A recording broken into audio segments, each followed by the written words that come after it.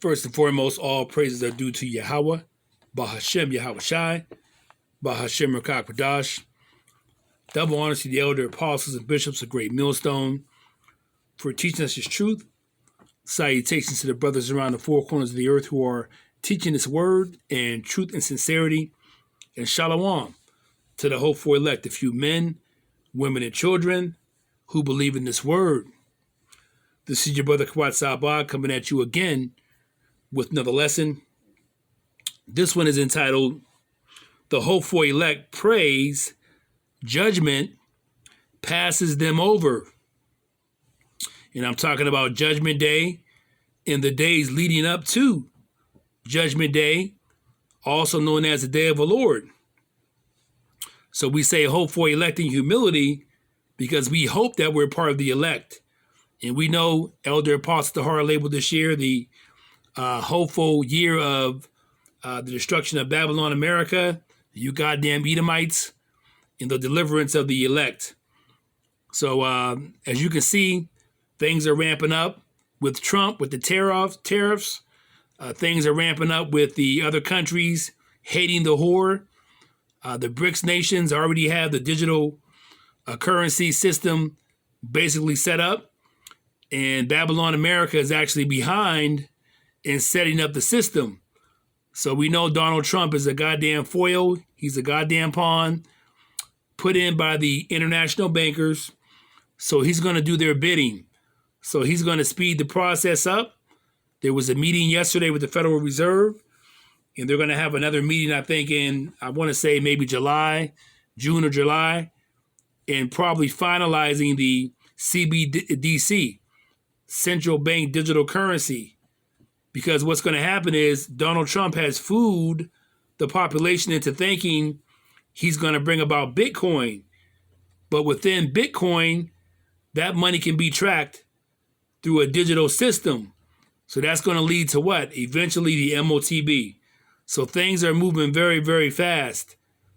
Much to the joy of those of us known as the hopeful elect, so-called blacks, Latinos, Native Americans here in Babylon, America, and scattered throughout the world like the sand of the seashore, known as the Hebrew Israelites, are a true ethnicity, but only a remnant is going to be saved on this side.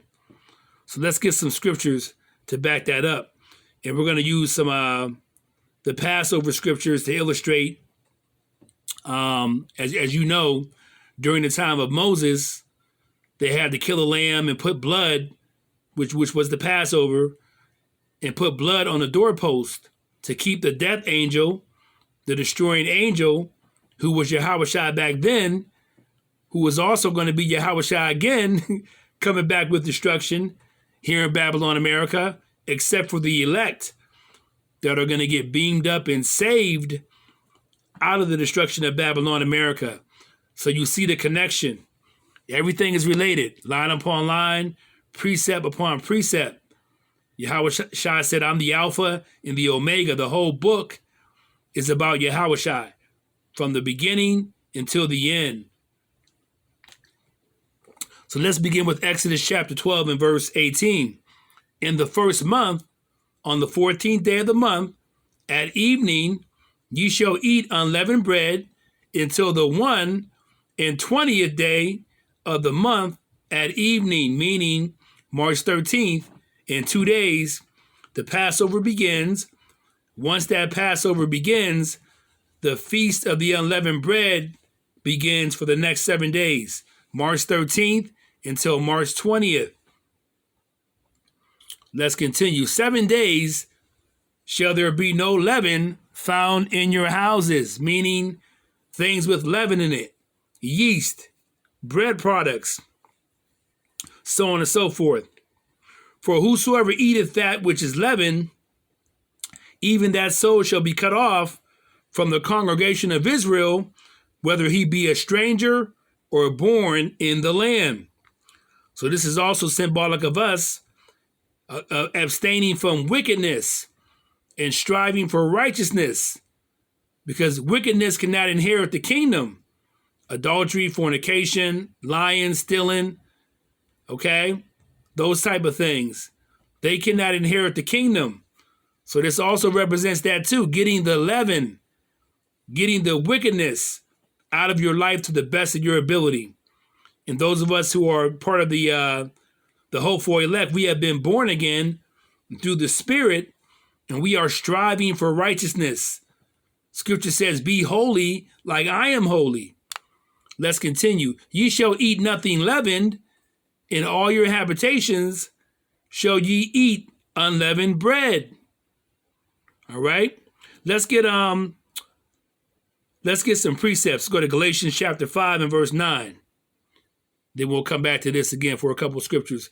Galatians chapter 5, and let's read verse 9, and it reads, a little leaven leaveneth the whole lump. So that's why we have to examine ourselves, okay? Whether we be in the faith. This is the time to examine yourself. A little leaven, a little wickedness, okay, leaveneth the whole lump. So you don't want anything that can bring you down from being part of the elect to interfere with with your spirit. You want to walk in the Spirit to the best of your ability. Let's get that scripture. Examine yourselves real quick, if I can.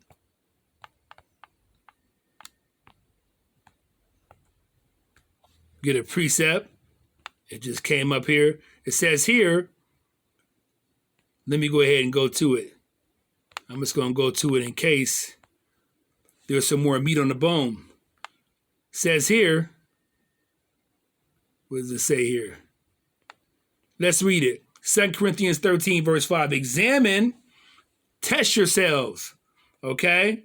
Examine yourselves whether ye be in the faith. Prove your own selves. Know ye not your own selves? How that Yahushua HaMashiach is in you, except ye be reprobates, cast away. You don't want to be cast away. You see what I'm saying? You don't want to fail the test. You want to have faith. You want to walk in the Spirit. You want to constantly examine yourself. Let's get a definition real quick of that word in the Greek for examine. Let's see what it says here. This is the Greek translation of the word examine.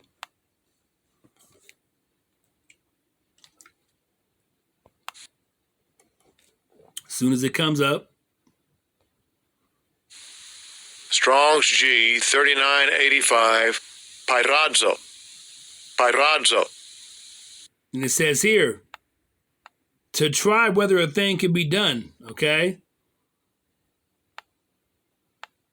To try or test one's faith, virtue, character by enticement to sin. All right, so you're going to be tempted more now than ever towards the end. Ecclesiasticus chapter 2 and verse 1, when you come and serve the Lord, prepare thy soul for temptation. All right, here it is right here. Of Yahweh to inflict evils upon one in order to prove his character in the steadfastness of his faith. So you're going to be tested. Let's see here.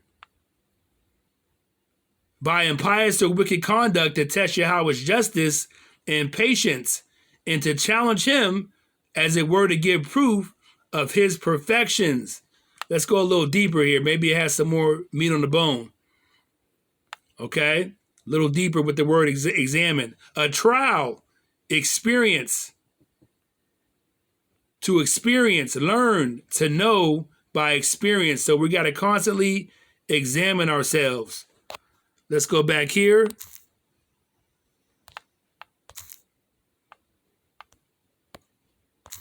Okay, let's go back to Exodus. Actually, let's get another precept. Let's go to 1 Corinthians 5, if I may. Another precept.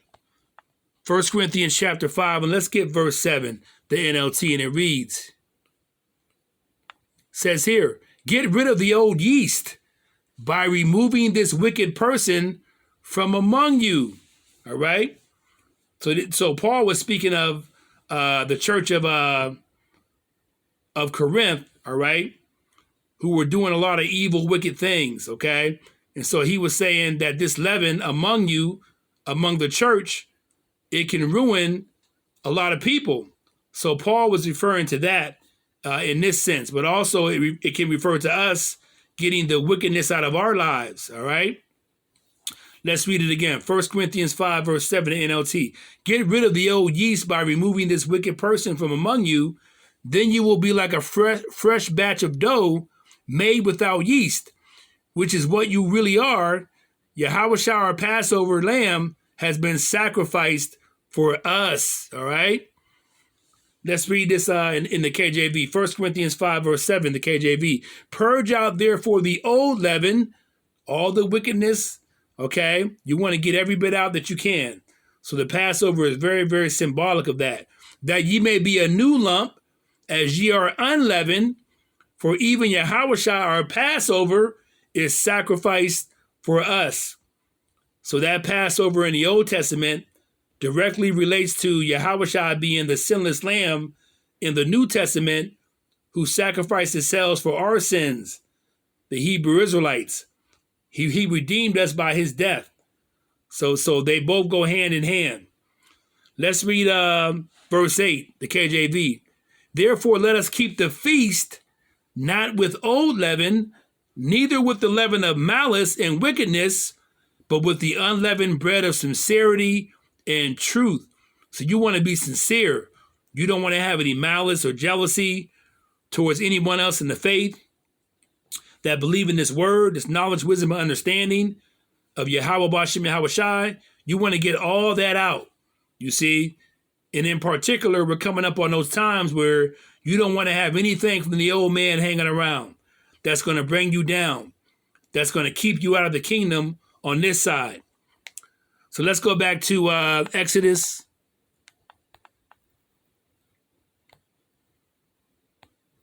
So Exodus 12, and let's get verse 21. Then Moses called for all the elders of Israel and said unto them, draw out and take you a lamb according to your families, and kill the Passover. And ye shall take a bunch of hyssop and dip it in the blood that is in the basin, and strike the lintel and the two side posts with the blood that is in the basin, and none of you shall go out at that door of his house until the morning. So Moses listened to the instructions and informed his fellow Hebrew Israelite brothers and sisters to kill the lamb and put the blood on the doorpost. So those of us who believe in Yahweh Bashem Yahweh Shai, who believe he was here, he died, okay, he was resurrected, he's on the right-hand side of the Father, we believe that he's going to save us. He's going to deliver us on the day of the Lord, okay? He's our salvation.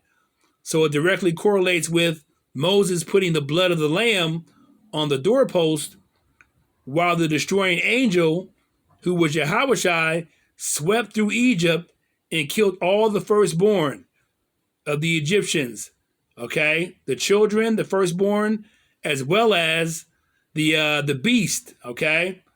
The animals, the firstborn of the animals. So it's very, very symbolic. So we hope that the blood of Yahweh sacrificing itself for us is going to save us. And the belief in being born again through the Spirit and the belief of Yahweh is very crucial. So let's get some a precept. Let's go to Ezekiel chapter 9, because we're going to need the Lord, okay, to save us, to give us cover over the times that are coming. We're going to need the Lord, okay? We're going to have faith that the Lord's going to look after us during Jacob's trouble, the MOTB, World War III, leading into what? Judgment Day, the day of the Lord, nuclear destruction of Babylon, America. Let's go to Ezekiel 9, and let's get, for a correlation, Ezekiel 9 and verse 1, and it reads, because we're going to have the mark of salvation in order to be saved. Ezekiel 9, the Lord's going to know who's who. Ezekiel 9 and verse 1, and it reads, he cried also in mine ears with a loud voice, saying, Okay, Yahweh cried into the ears of Ezekiel, cause them that have charge over the city to draw near, even every man with his destroying weapon in his hand. And behold, 6 men came from the way of the higher gate, which lieth toward the north, and every man a slaughter weapon in his hand. And one man among them was clothed with linen, with a writer's inkhorn by his side, and they went in and stood beside the brazen altar. So this is symbolic. You see what I'm saying? We know slaughter is coming during the time of Jacob's trouble, famine of food, race riots, civil war, people dying, people robbing, people stealing. Esau, this devil, running around like a madman, sparing none, with the blessing of the sword, weaponry, killing a lot of you jakes. So we know this time is coming. All right. So you want to have that mark of salvation, not the mark of the beast, the mark of salvation. Let's continue. And the glory of the God, okay, of Israel, Yahushua, was gone up from the cherub, whereupon he was, to the threshold of the house. And he called to the man cloth with linen, which had the writer's inkhorn by his side. And the Lord said unto him, go through the midst of the city, through the midst of Jerusalem. We know Jerusalem is a people as well as a place. So mad destruction is coming and death is coming towards Babylon, America, because most of the Hebrew Israelites who are going to be judged, known as the 2/3, are already here in Babylon, America. Let me begin again. And the Lord said unto him, go through the midst of the city, through the midst of Jerusalem, and set a mark upon the foreheads of the men that sigh and that cry for all the abominations that be done in the midst thereof.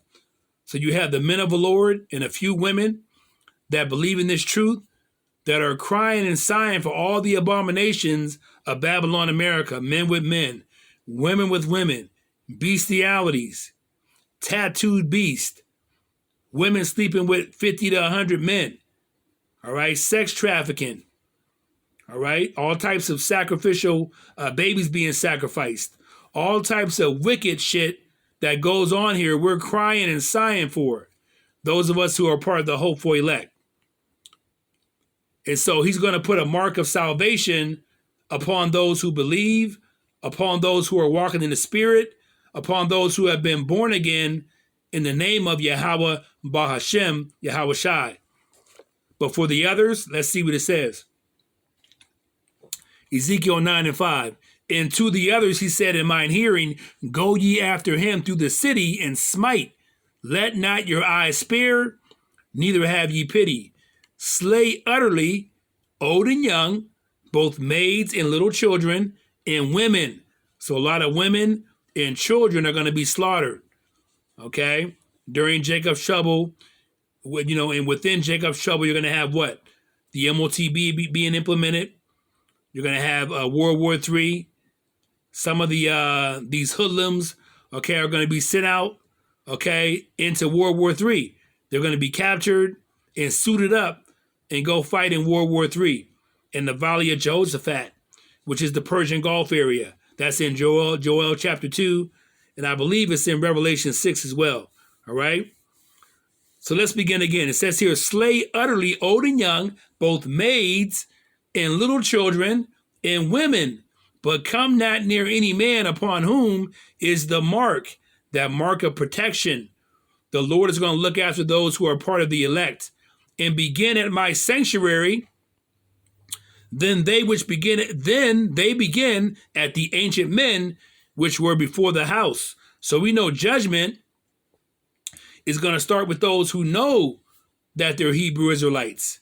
You see, it's already starting with this Sakari thing and him playing with himself, okay, or being played with certain tools, okay, being pegged. He admitted it. You see, IUIC, many of their members are starting to question their so-called leader, Bishop Nathaniel. So the people that know they're Hebrew Israelites are going to be judged first. Let's get that. 1 Peter, just to get it. 1 Peter chapter 4, and let's read verse 17, and it reads, says here, for the time has come that judgment must begin at the house of Yahweh. And if it first begin at us, those who know their Hebrew Israelites, what shall the end be of them that obey not the gospel of Yahweh? So if judgment is going to come down against those who know that they're Hebrew Israelites, what's that judgment going to be for those who don't even obey? They may acknowledge they're a Hebrew Israelite, but they're just stoked in wickedness. Okay, a man with a man committing adultery, willingly sinning. You see what I'm saying? All right, let's continue. And if the righteous scarcely be saved, where shall the ungodly and the sinner appear? So he's going to slay utterly men, women, and children. But he's going to start at those who know they're Hebrew Israelites first. Many of, some of these leaders of these camps, many of them are getting judged now, and it's going to continue unto death. Let's go back here. Let's read Ezekiel 9 and verse 7. And he said unto them, defile the house and fill the courts with the slain. The slain of the Lord shall be many. Isaiah 66 and 15. Go ye forth. And they went forth and slew in the city. And it came to pass while they were slaying them, and I was left, that I fell upon my face and cried and said, Ah, Lord Yahweh, wilt thou destroy all the residue of Israel in thy pouring out of the fury upon Jerusalem? And of course, now he's going to save an elect number, 1/3 here in Babylon, America, and select elect throughout the world. He's going to save, the Lord is. Then said he unto me, the iniquity of the house of Israel in Judah, that's the northern kingdom, and the southern kingdom, which equals what? The Hebrew Israelites. Okay? The iniquity of the house of Israel and Judah is exceeding great, and the land is full of blood, and the city full of perverseness. This place is full of utter wickedness. For they say, the Lord hath forsaken the earth, and the Lord seeth not. So you have many of our people who think they're real smart. You know what I mean? The Lord ain't going to see me. He doesn't see I'm committing adultery. He doesn't see I'm messing with little kids, a pedophile. He doesn't see that I'm sleeping with my dad's my dad's wife, okay, my stepmother. He doesn't see that, you see?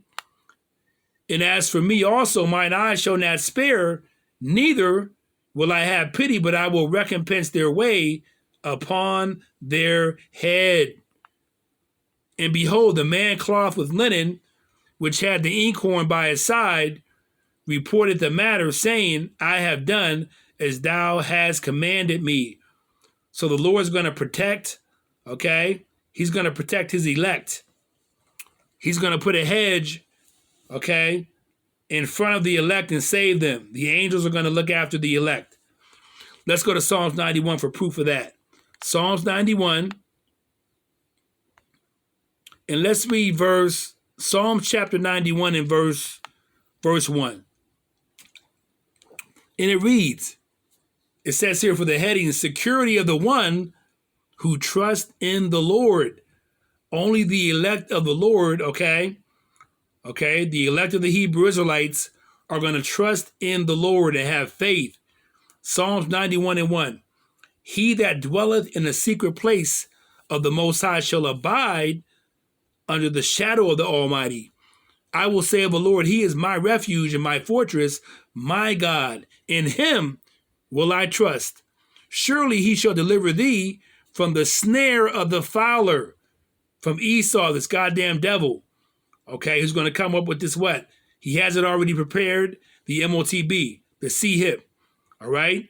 Surely he shall deliver thee from the snare of the fowler and from the noisome pestilence, the death, destruction that's coming soon and very soon via Jacob's trouble. He shall cover thee with his feathers, and under his wings shalt thou trust. His truth, this word, his truth shall be thy shield and buckler. Thou shalt not be afraid for the terror by night, nor for the arrow that flieth by day. All the chaos, the calamity that's going to be happening during Jacob's trouble. When they institute that MOTB and get rid of paper money, and the economy starts failing, and people start losing their jobs, which is going to happen soon and very soon, you're going to see all the chaos break out. Let's read this again. Thou shalt not be afraid for the terror by night, nor for the arrow that flieth by day, nor for the pestilence that walketh in darkness, nor for the destruction that wasteth at noonday. So we know noon and the day also represents, okay, the day at hand also represents the coming of Yahushua via that big gigantic spaceship. And at that same time, you're going to have what? The arrows, the nuclear missiles coming from Russia and the other nations towards Babylon, America. So let's read this one. 1,000 shall fall. So when those missiles come, the Lord's going to beam up. Yahushua is going to beam up the elect. As he's doing that, people are going to be burnt into smithereens, getting slaughtered at the same time that the elect of the Lord is being beamed up.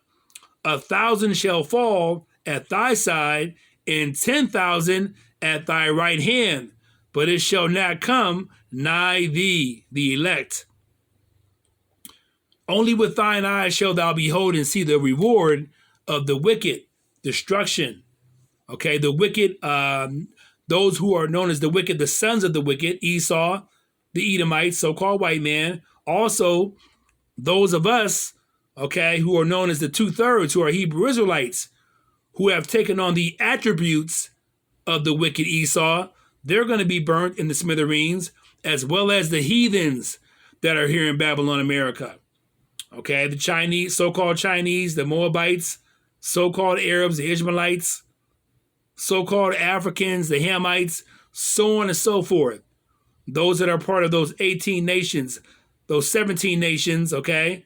We're the 18th nation, okay? But those 17 nations that are known as the heathens that are here in Babylon, America, they're going to be destroyed as well. Let me read this again. Psalms 91 and verse 8. Only with thine eyes shalt thou behold and see the reward of the wicked, because thou hast made the Lord, which is my refuge, even the Most High, thy habitation. There shall no evil befall thee, neither shall any plague come nigh thy dwelling. For he shall give his angels charge over thee to keep thee in all thy ways. So on that note, I want to give all praises to Yahweh, Bahashem Yahushai, Bahashem Rakakwadash. And like I said, the hopeful elect, we are praying that judgment passes us over. So I hope this lesson was edifying to you. Shalom.